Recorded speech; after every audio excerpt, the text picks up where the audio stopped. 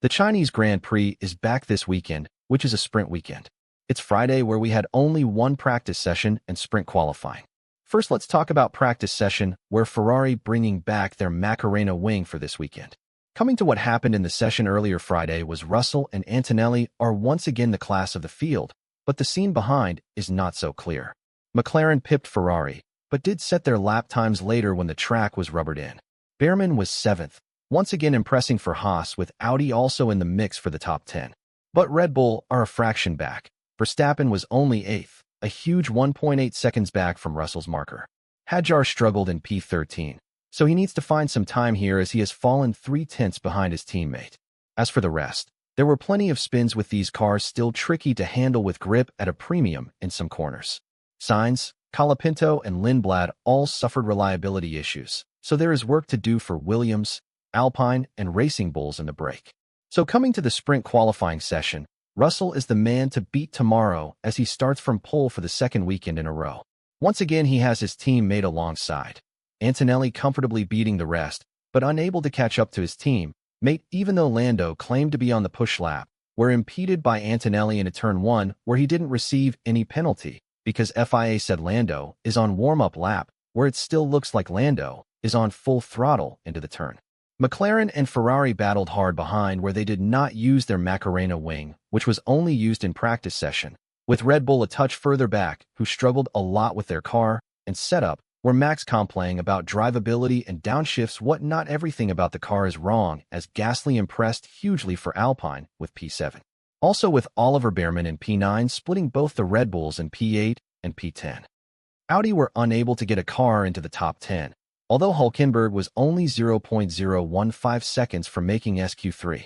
Racing Bulls also dropped back, with Lindblad hampered by missing nearly all of FP1 with mechanical woes.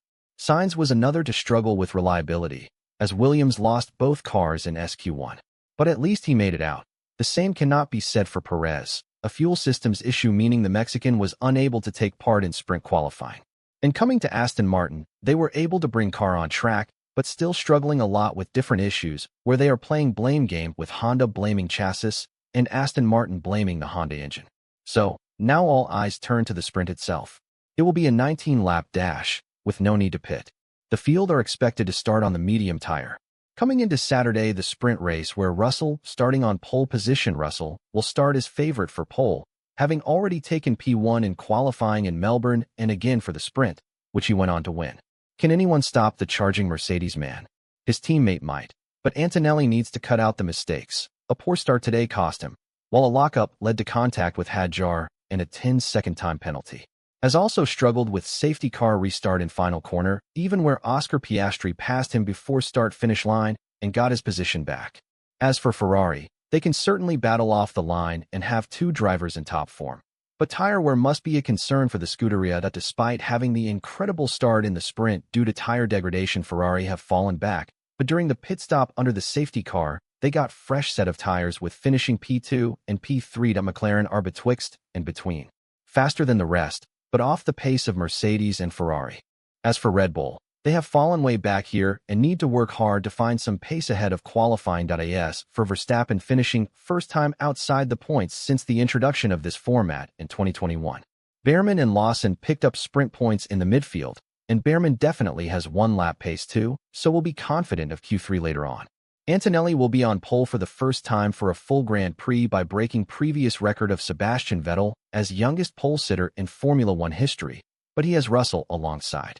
The championship leader is arguably fortunate to be there, having suffered an electrical issue in Q3 that cost him his first flying run. He also had a front wing issue in Q2, so there are some gremlins for Mercedes to iron out. They will be watching Ferrari at the start tomorrow, with Hamilton starting 3rd and Leclerc 4th. No one would bet against those two being in front after the first corner. Piastri and Norris will hope to get involved from 5th and 6th, but based on the sprint, they are half a step behind the two top teams. Gasly is chasing more points for Alpine, having finished P10 in Australia, as he managed to out-qualify both Red Bulls. Speaking of, Verstappen called the sprint a disaster earlier, and he was not much happier in qualifying.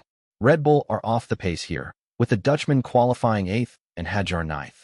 Can they compete from there? Verstappen was another to have a very poor getaway in the sprint.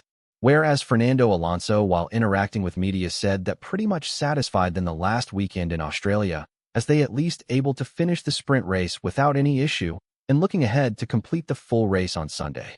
Nico Hülkenberg and Colapinto missed out Q3 by just under 0.05 of the seconds. Plenty of storylines to watch for main race then, as the drivers get set to race in the second Grand. Thank you for watching till here. To know more about Formula One every race weekend, subscribe to the channel. See you in the next video on Sunday's race in China.